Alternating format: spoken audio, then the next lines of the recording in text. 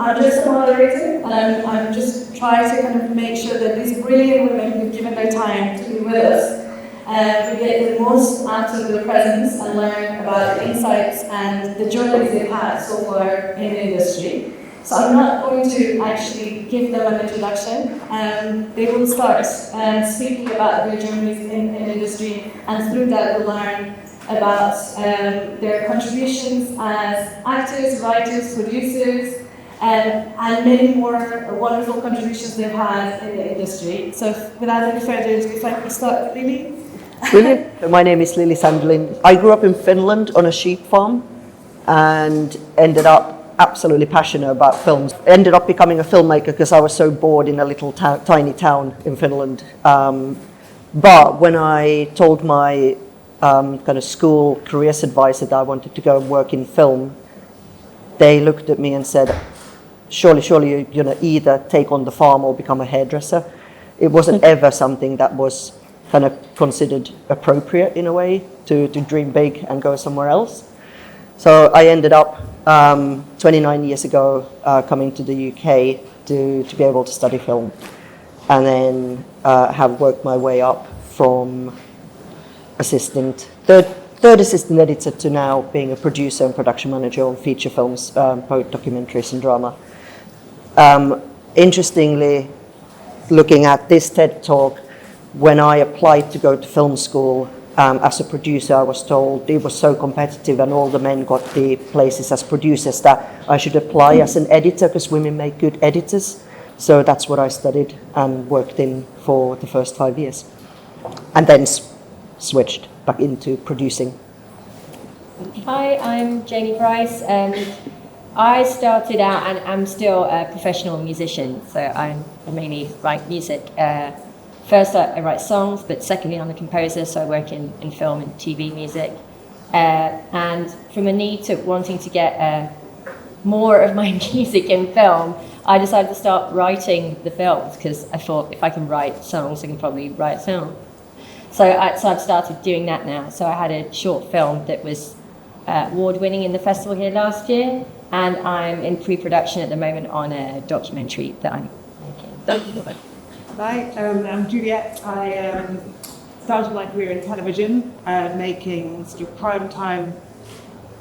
I want to use the word trashy, but that's not fair. But I worked at ITV for 9 years and made lots of sort of television like Come Dine With Me, but actually I really loved it. It was a fantastic learning curve. And now I work for the Financial Times as staff, but my main work at the moment is making dramas for the FT. And that was started by me as a kind of project, and I moved into directing dramas. And that was a very exciting but challenging shift. And in terms of my gender in relation to that, it's complex. And actually, yeah, more to discuss, but I had the first directing of a drama actually was initiated by a male colleague that I was producing, and I was hunting for directors. All the directors that I was pitching were men, and he actually turned to me and said, "You know what we're doing, why don't you just direct it yourself?" And actually that was a really big challenge to say, yeah, he's your... Thank you. Yeah, my name is Lindsay. I'm an actor, and then it's still a little time, like a lot of actors, we don't have any control over our own things, so much, but it's what I started making films about 5 years ago, so I kind of branched out. So yeah, actor first, and then filmmaker and writer, and kind of go off film. So I'm very bad at public speaking. I want to go around in smaller groups. So yeah, sorry for being there. Okay, so my name's McMahon. I am similar, started in a bunch of different things, jumped across and jumped backwards. What I will say is everything that I've ever gotten moved significantly, you could never sell anything on without already proving your work. So I did a lot of scripted shorts, and then one was on a festival circuit, then it won some awards, then it got picked up by a channel, then it got made eventually into a show. But but it wasn't a case of me being like, hey, I've got this idea, we should see if it's good. It was like, here's the short, I've edited it, do you like it, yes or no? And the same thing I was in scripted for a while, and then last year I heard this ridiculous story about a court case, and this guy was about to sign an NDA, and I was like, no, you shouldn't, this is a documentary, I work in documentaries. Not true, but at the time not true, but now true. And then was saying, don't sign this, and trying to convince this person not to sign an NDA because it was a ridiculous story. I edited together a trailer being like, this is what it would look like as a documentary. Then they sent it on to a producer, and then they said, all right, here's enough cash to keep going. But then I would also say, even if they didn't email me back and say, here's cash to keep going, you don't actually need cash, something like documentary, even scripted. It's like you've got a phone, you can download CapCut, you can make all of these things, and no one's going to ask you to make more if you haven't already made something. But then I don't want this to be too preachy. I remember seeing something a long time ago. I went to a talk at BAFTA, and it was the actor that he was the lead in Get Out, but at the time he wasn't the lead in Get Out. And I just remember him kind of saying, okay, but you're here on a Sunday afternoon, you've already outranked 95% of people by showing up to this. And you think, this is your Saturday morning, you've come down to listen, and then it's like, are you making as much stuff as you're listening to advice about stuff? And that's what it ultimately comes down to. Anyway, that's me. Can I borrow you? Thank you very much for these brilliant introductions. I'm trying to also kind of find our way in a few minutes to talk about what we heard on the Tech Talk.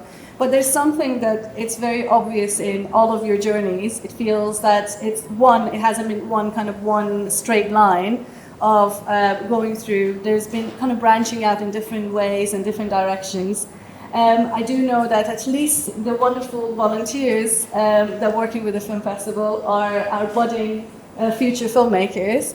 If you could kind of tell us a little bit more, each of you, some of those challenges or some of the opportunities that you saw along the way that kind of made you to make those decisions of eventually deciding to take charge of the stories you want to tell, and not just waiting for the right script, perhaps writing your own, and the different projects that you've got along working with. That would be amazing if you could.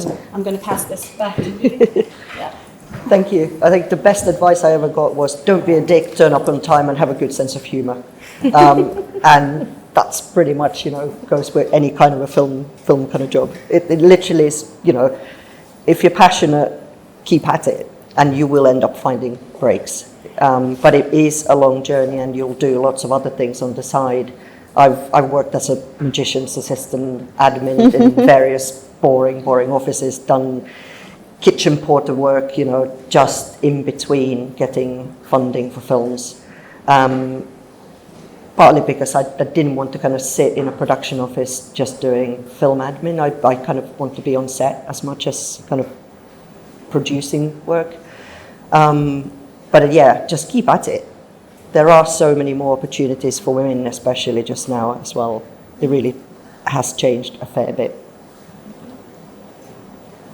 I think the main thing that I've learned through the years as a female in the creative industry is that a bit like we all seem to have done here, I had to diversify if I wanted to create opportunities. That maybe those opportunities aren't quite as fluid and in such a straight line as they might be for our male counterparts. And so we kind of, those of us that are creative and have enough energy to do so, we tend to go into diverse paths so that we can keep doing things. I mean, it's definitely true of what I did. I've been working as an award-winning, hit-making musician for years and years. And despite my success as my career grew, as despite proving myself over and over again, as I became significantly older, it became an issue. It was an unspoken issue, but it was definitely an issue that existed. And there are two paths you can take as a female in an industry once you get well into your midlife. And one is that you just say, well, that's how it is. Okay, I guess, I'll hang my string playing boots up. Or you say, I'm not going to accept that. I'm going to find ways to create opportunities. So for me, that meant moving into film, ironically, because the music world is particularly harsh when it comes to age, and skipping over into being able to compose and work with picture and write for picture was actually a great and a more welcoming environment for me as an artist, I found so far. So, yeah. Thank you for sharing. I don't think it's particularly genderless with it, but I feel like my confidence has grown in understanding what's unique to me, and that has been the thing that's then allowed me to have the success that I have. So I think, for example, I've always been into being creative, but also liking mainstream television and being quite liking highbrow television and feeling like the two can coexist. And I've now found myself making dramas and comedy sketches in Mumbai at the Financial Times, which is like the extreme version of that. But I started off at ITV, where I was a task producer on Celebrity Fit Club, but I got them doing Bollywood dance routines. My friends were Bollywood dancers. So kind of that medley between sort of the lowbrow and the highbrow. And I would say to younger people, just holding on to listening to what it is that you care about and trying not to sort of be dictated to what you think we're meant to do. And so I suppose as I've grown older, I've got more confident in sort of what's unique. That was really good. I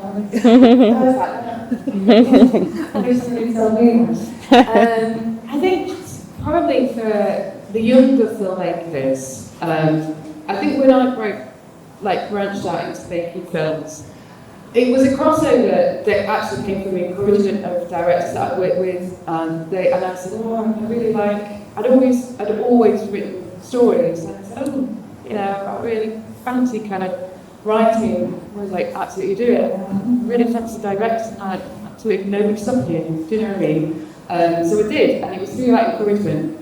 What's my point is, don't ask for permission for anything, but again, look at what makes you unique. What kind of stories that you want to tell. If you want to make big blockbusters but you don't have a budget, how can you do it? Do you know what I mean? Be bold in your choices. I think the biggest thing is collaboration. Don't be overly precious about your work.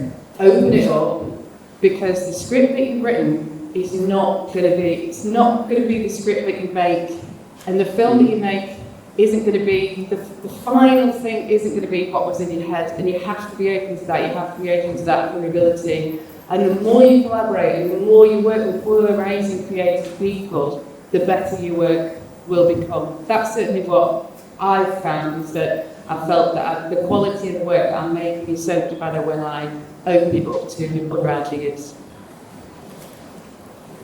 Okay, I've got two things. The first is, this not waiting for permission thing is quite an interesting one. I remember the first scripted short that I directed. I was like, yeah, I'm the director. And then I had this male assistant director, and every time I'd say an idea, I'd be like, we need to do it this way. And then I'd be like, do you think? And so it's not, it wasn't always like, oh, I'm being pushed down. It was like, it takes a while to get your own kind of confidence. So I would say that. I'd say digital technology means that there's nothing stop, bigger channels are now grasping to try and get young people and what they're looking at. And people of a certain age don't have a grasp of digital technology. So I think that's your best kind of tool. And then I would also say on the collaboration thing, the thing I think that took me a while to learn was just because someone wants to work with you, if you moderately think they might be a psychopath, then just don't do it. I think when you're starting out, you're so excited that anyone thinks you could do what you said you're doing, that you're like, oh my God, great. And even if you guys, I'm sorry, it's triggering.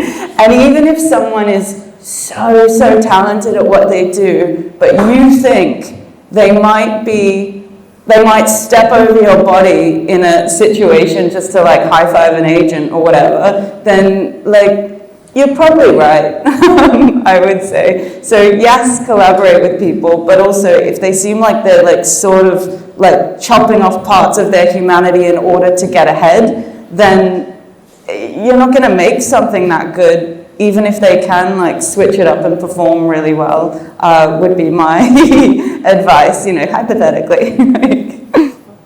Thank you for actually kind of segueing to my next question I wanted to ask, which is about the fact that we know that the industry is very much so built on not just one person, even if at a festival in different circumstances we might celebrate the key creative people behind a project.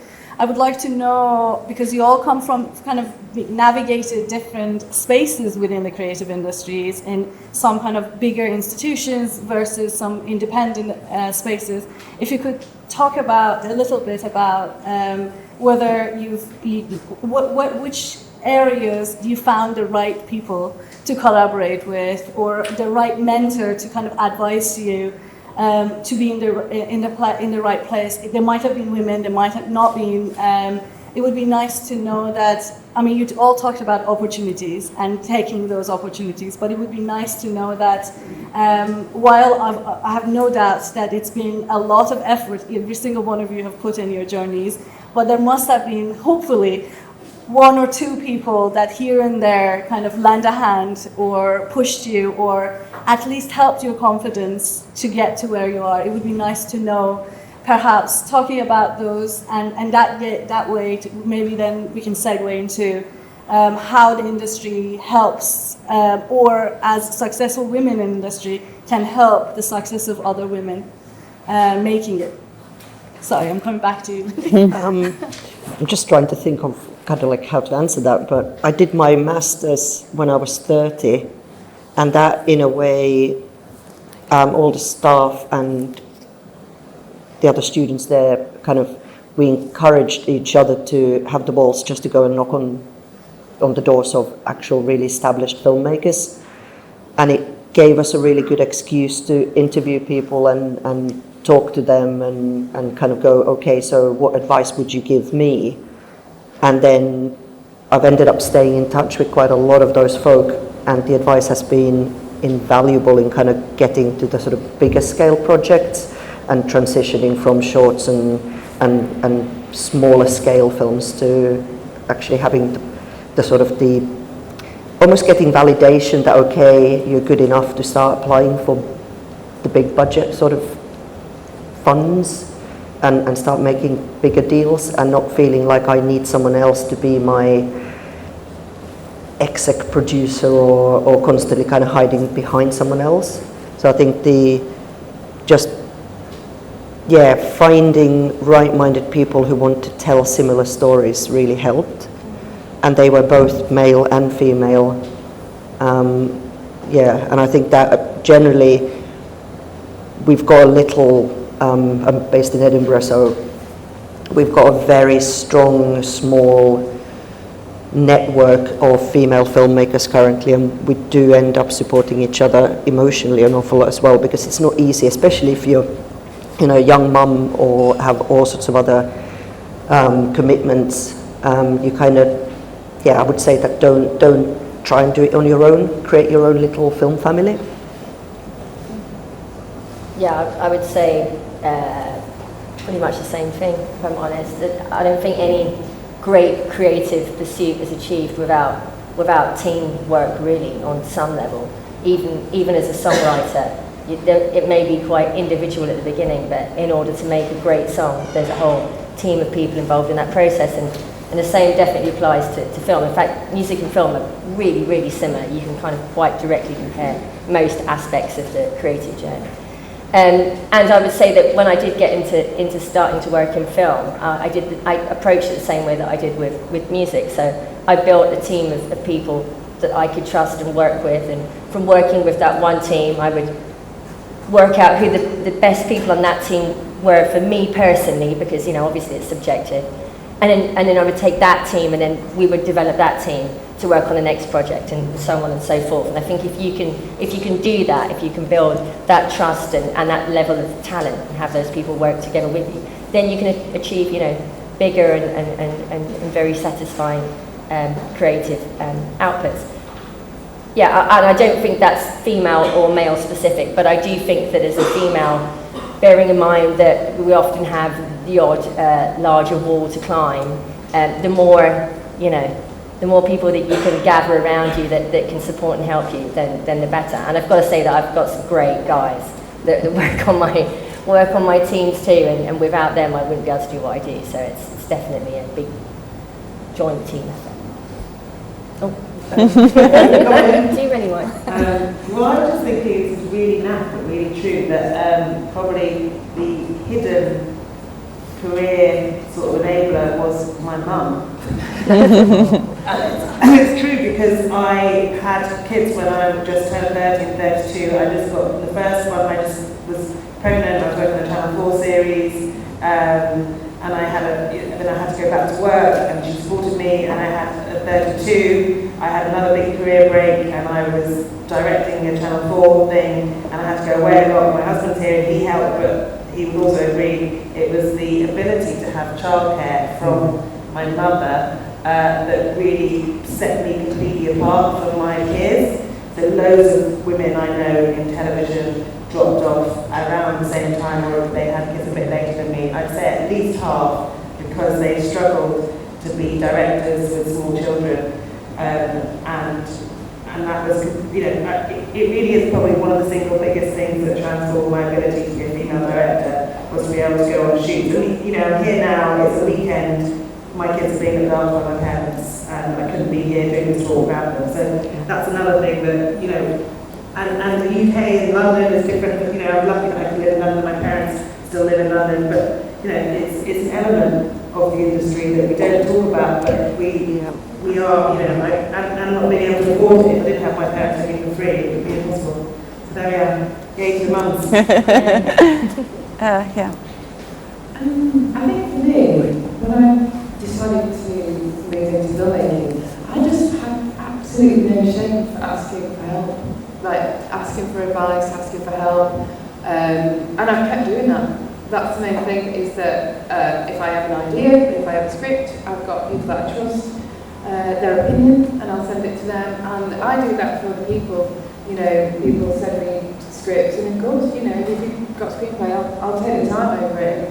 And I think giving back, was part of that journey. If you can help other people, and people will continue to help you along yours. I don't think, for me personally, I don't think my journey ever stops, because I feel as though I'm continuously learning, and having that kind of fresh set of eyes all the time is really important for me as just the way that I learn. So yeah, just asking for help is my advice.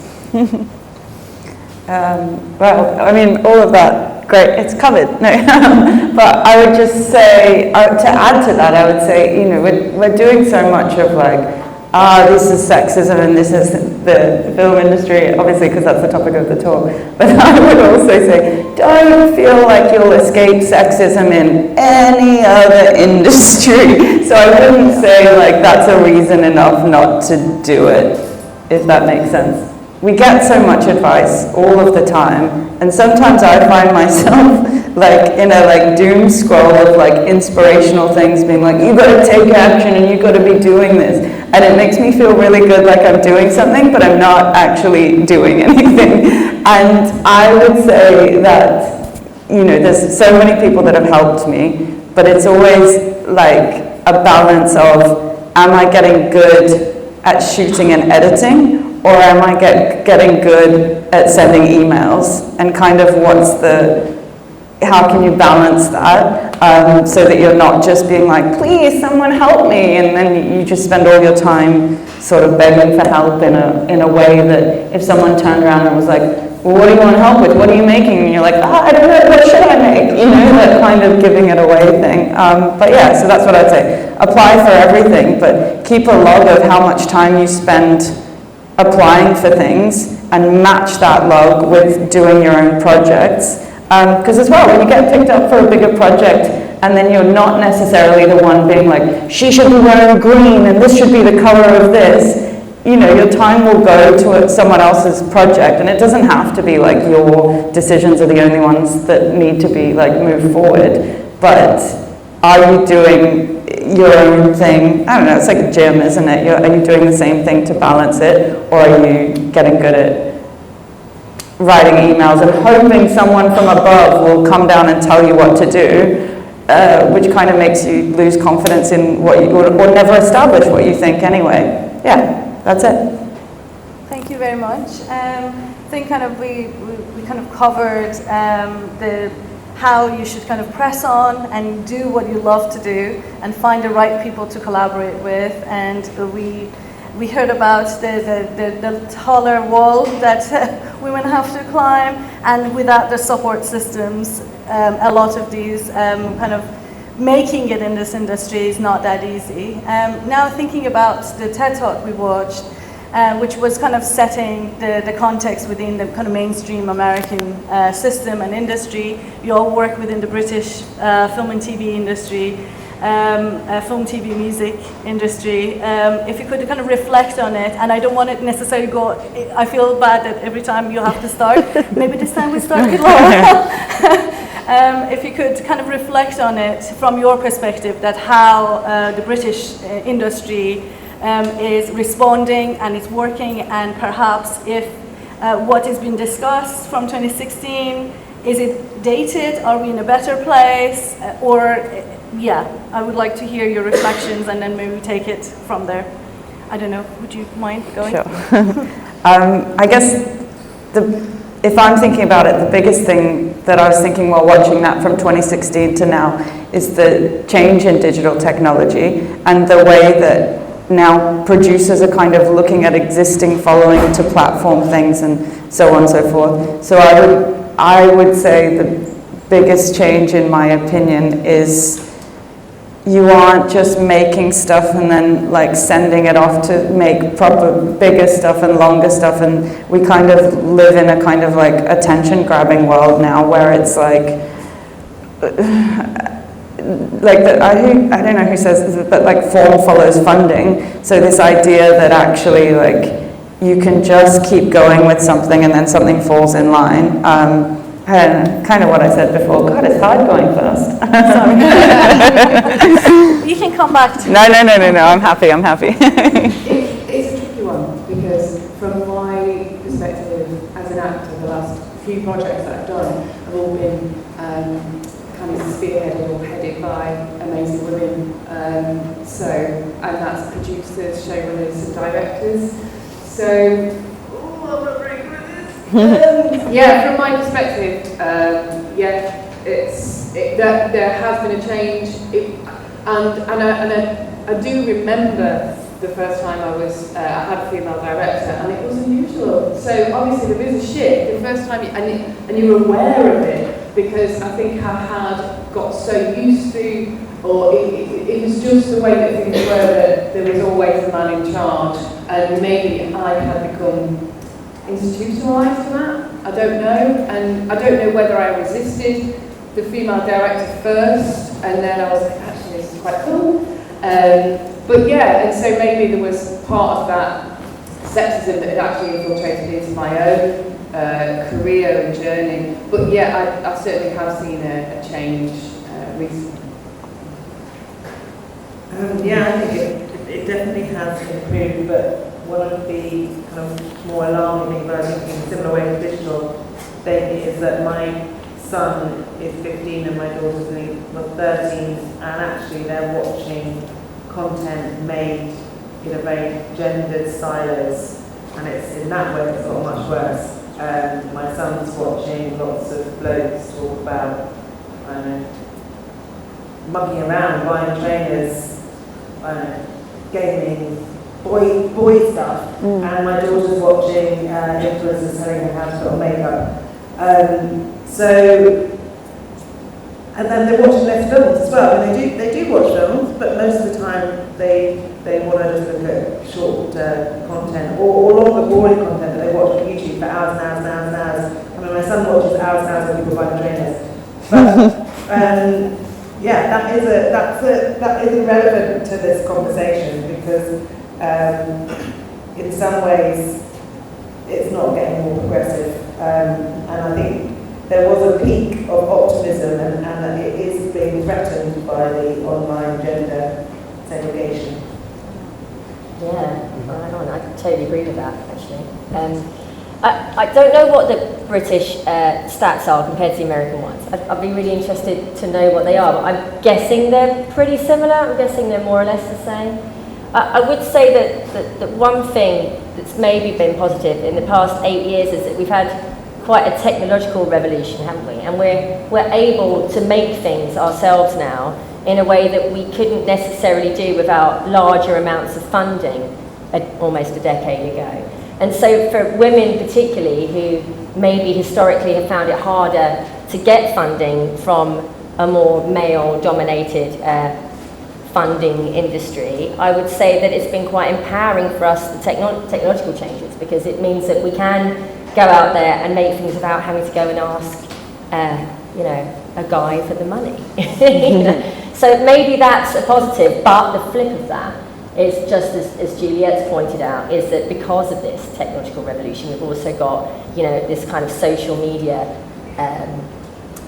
devolution. I don't even want to say it, because we are I feel like as humans we're devolving when we consume large amounts of that social media, and within that there are some worrying trends towards the opposite of what we've all been trying to kind of work towards. And I say all because it's not a female-only fight. I know plenty of men, and I'm sure quite a few of you guys are sitting watching this now because you're here watching a talk about women in the film industry. So it's obviously something that you care deeply about too. So I think for all of us it's quite painful to see what's happening with socials.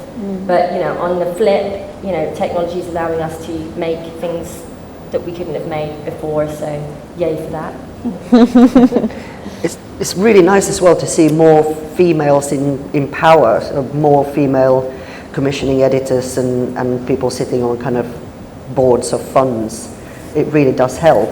I wouldn't want to end up in a situation where we kind of get funding purely because we're female, because we tick a box, and then it's like you have the female one, the disabled one, the whatever one, because then it just becomes quite condescending, and it's another flip side of kind of trying to fight for funding for female filmmakers. So it is a really weird balance in a way when it comes to that kind of funding, but definitely the social media side and the amount of, everyone's a filmmaker now, so the amount of content that's coming out makes it quite difficult to find the good stuff. And I think definitely I agree that there is a slight worry about teaching the younger generations how to read the media and read what these videos are saying. And that's something that slightly worries me about how much you can influence the next generation's views on gender. Oh, sorry, thank you. Thank you so much. We have another few minutes before we go to the round table and we'll join the audience.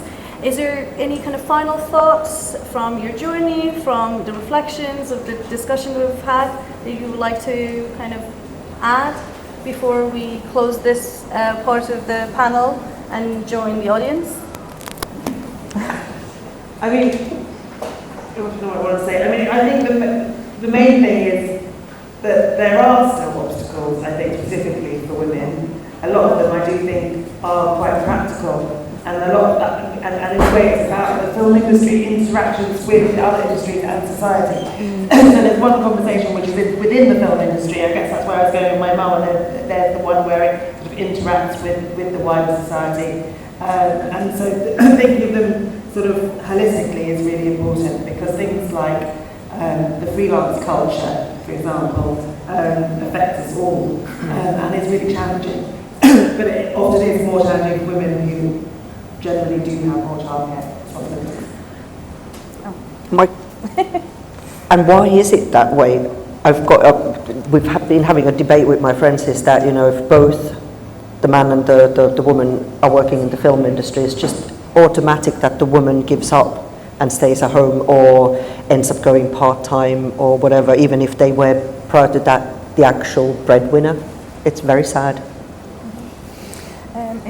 And I was just told by a lovely producer that we can actually, for a few minutes, open the floor, if our panelists are okay, for any questions from the audience. Thanks for so many insights and very valuable critiques.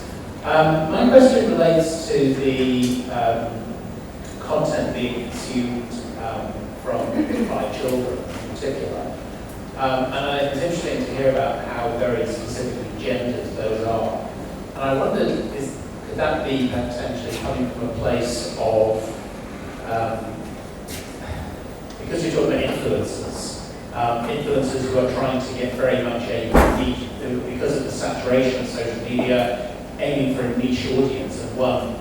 And it seems slightly odd in one respect, influencers are trying to target audiences from a gender perspective, and yet the same, which is simultaneously being broad, but also being exclusionary, and somehow there's a peculiar conflation and contradiction of different goals. And I was wondering in relation, do you think that's factor in what children are consuming, trying to get a whole set of influences putting together all this different material? I'm sorry, that was more of a comment. Perhaps a better question that I get from that is, in terms of identifying audiences, in terms of identifying the people who you want to or you believe will consume your material, how do you go about that? I mean, I made a film about online harm, which is being shown tomorrow.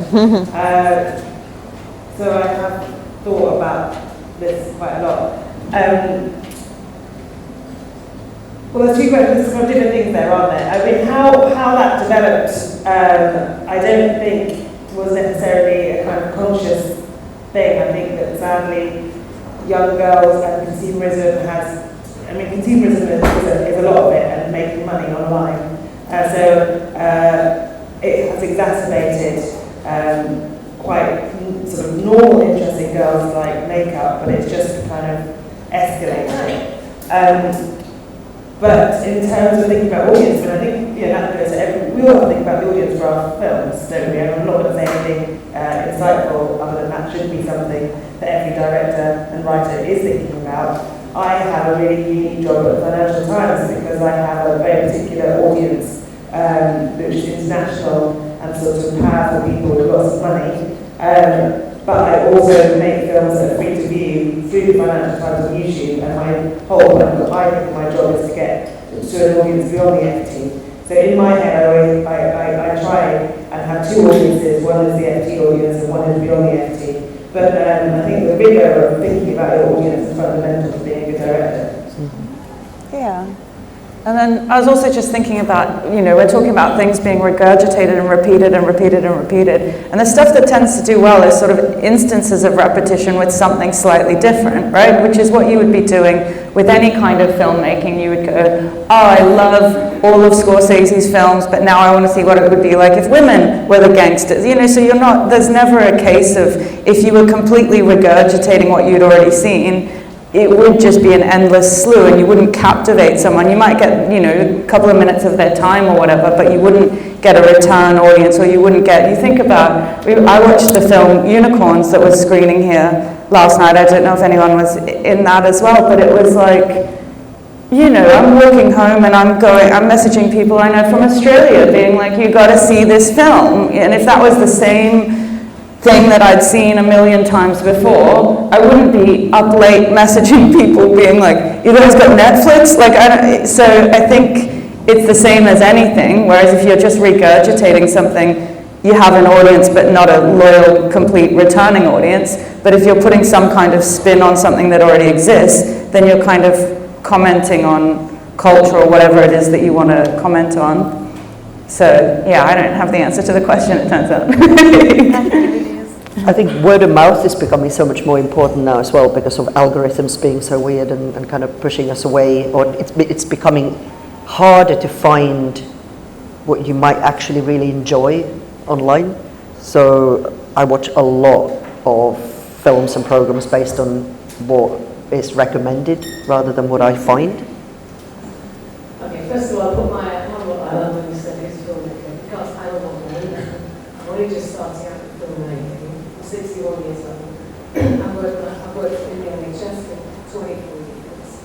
I live all over the and I've got a story to tell, and I've got a friendly story to tell, and it's something that I want to do. And excuse me, I'm really nervous. It's not my environment really. So what advice would, okay, I did a short film course at the college locally last year for a few weeks, so I learned some of the basic stuff, really basic, what procedure was, etc. I loved it, and I thought, wow, yeah, gosh, yeah, I love it, I'm so happy. And I'm really enthusiastic about it, and I've got my story to tell. And I've got, I actually know people, and I've kind of got something, but I just, what advice would you give anybody that don't want to do, any of your great women, what would you give to me as to how to progress and get my confidence as well?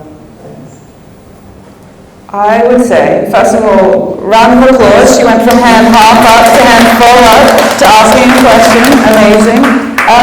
I don't want to give you any advice because it's so like, let me tell you what the step, it feels like you're kind of, even in the space of the past half hour when I said, who's a filmmaker, you went, and then after a while you were like, fuck it, so I think, if it were me, looking back at the stuff I'd done, you've got all of this life experience that in the NHS that people that are writing stuff about the NHS don't have. People are like, oh, this is really cool script about being a paramedic. And you go, oh my God, were you a paramedic? And they go, no. Or people are saying, has anyone been to the refugee camps? I'd love to write about that. And you go, what? That kind of weird thing of like, people are trying to write stuff they don't know, so you already have a leg up on that. I would say, make a small version of what you want to make. So the stuff like a bad edit, or you not necessarily agreeing with someone that's taken on a different role, or the actor being not necessarily what you wanted in the end. I'd make it I'd just chop it into tiny little parts and go, what would a 2-minute scene look like? Can I borrow an office? Do I have access to this? I've edited together a 2-minute scene. Actually, I work really well with this producer, but actually this intimacy coordinator is kind of insane. So now I want to go back, or I know how to do this bit, but I don't know how to do this, or this is the actor I want, now I need to, so that would be my advice, so that nothing's that overwhelming of like, this is my story and I'm burning it on this one thing, but I'm not sure about this. And then I would say, then anything that is the obstacle becomes the way. If someone's going to lend you a camera and then at the last minute they say no, all right, you've got a phone and you've got an actor who wants to work. Oh, yeah, I think that mic cutting out was also like indicative of like, that's all I got. But yeah, but congratulations, well done. That sounds really exciting and a cool idea. I'm just, what I said before about what I did, just ask for help. Surround yourself or reach out to people that you admire and ask for help, because people want to help. People are generally nice. You might fire off a couple of emails. Some people might not get back to you not because your script is shit or they're not interested. You might have caught them at the wrong time. They might be super busy like that week. But keep those, it's just communicate, keep it open, and then your email or that conversation will land at the right time. Somebody will say, yeah, let me take a look at that script. And that's how it works out for me. Do you know what I mean? And just be vulnerable, ask for help. Not everyone's going to think that your script is great. But you know what I mean? Prepared to, it's not going to please everybody, and you might fail along the way. You're right at the beginning of the journey, and it's dead exciting. It really is exciting. Do you know what I mean? But just keep going into it with that optimism, and it is going to be difficult. Of course it is, but just do it, because obviously you've got kind of a burning ambition, which is great, and like you mentioned, you've got huge amounts of life experience in a career that is incredibly difficult, so you've just got a wealth of stories probably bubbling inside you that are ready to kind of come out, so just keep doing it and ask for help. Thank you. I'm going to say something that sounds really brutal, but I mean it in the nicest possible way. It's going to sound brutal, but I mean it in the nicest possible way. It's really great that you have a story that you want to tell, but you really, really have to think of it as two sides of a coin, and the other side is what do people want to hear. And for me, I really think that made my filmmaking better, always. And and that's part, it's different when you're making your own independent film, because often you can pursue a passion, but when you're working for a Channel 4 or a commissioner, or you're getting Netflix to buy it, or you're trying to sell it, or you're getting a festival to screen it, or you want to win an award, you have to think about what other people are going to really engage with, inspire, be entertained by. So for me, it's one thing having the lens of what do I want to tell, what's that burning thing, what makes me me, but really, I think, I hear a lot of actors use this word, serve. There's truth in it. Like, we are here to a certain extent to serve, and I actually think that there's a really positive attitude, and you've been serving in the NHS, and so you know all about the sort of two-way street between the giving and the taking. So just make sure you're thinking of the giving as well as the taking. I also say congratulations to you. It is a really exciting and fun journey to go on making film. I would say there are three things you really need to consider. First is research. Just watch a lot of other stuff. Especially stuff that resonates with you and that you think might feel somewhere close to what it is that you're trying to achieve. Look at all of the elements of that you connect with, because if you connect with those elements, then when you make your work, you will be able to achieve that with your audience. The second thing is team, key. We've all spoken about it, and I ranted on about it earlier. Really important to make sure that you just surround yourself. It doesn't need to be an enormous team, it could just be a couple of people, but just people that you can really trust and that can support you and advise you and help you. And the third, and this is incredibly important and kind of goes back a little bit to your question earlier, is audience. Really think about who you want to watch this, who it is that ultimately when we make art in any of its forms, we're trying to connect with each other, right? That's what the whole game is. So who is it that you want to try and connect to, and what messages that you want to give them? And from a purely practical point of view, I wish someone had told me this before I made my film. Also think about the length and why you're making that length. For example, if you are making a short and you really hope that you get to put it in festivals like this, you might want to consider that you shouldn't make it longer than a certain amount of time, depending on what category you want to go in. I'm not saying for a minute that art should be made to certain lengths just to get viewed at festivals, but it might be a consideration for you. You might write a 30-minute script, but realise that, actually, if I'd made a nice, concise 15-minute short, I would have told my story better and I would have reached more audience. So it's just something to consider. Thank you so much. Can I ask both the wonderful audience with your lovely questions, join me in thanking our wonderful panelists and